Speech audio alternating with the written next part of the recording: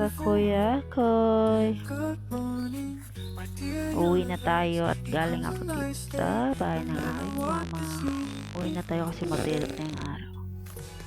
Tingnan niyo guys, ang ganda ng panahon.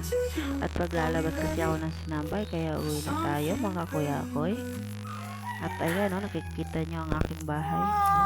Actually po, kakaulan lang po kasi kagabi. Kaya basa-basa pa yung lupa. Yan. Ang ganda ng paligid. Oh, syala. Napakaganda ng araw mga kakuyakoy. Natutuyo na siguro ang ating sinampay ngayong araw na to. Titignan natin ang aking alagang baboy. Ayan o. Kuyakoy, hayahay ang buhay. At ito nga pala ang aking mga sinampay, mga kakuyakoy, at ating ilalabas para matuyo na. Ito ay aking nilaban nung kagahapon na hapon. Nakakapaglaba lang ako guys. Pag tuwing tulig yung aking anak, kaya inaabot po ako ng hapon.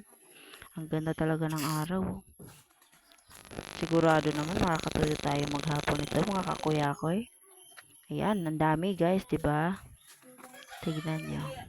Ang dami ng aking nilabhan mga kakuyakoy. Hirap talaga pag mag-isa ka lang sa bahay. Lalo na pa may baby ka, makakapaglaba ka lang pag may hawak ng anak na. Ayan po guys, sa bahay ko po yung sinabon. Yan.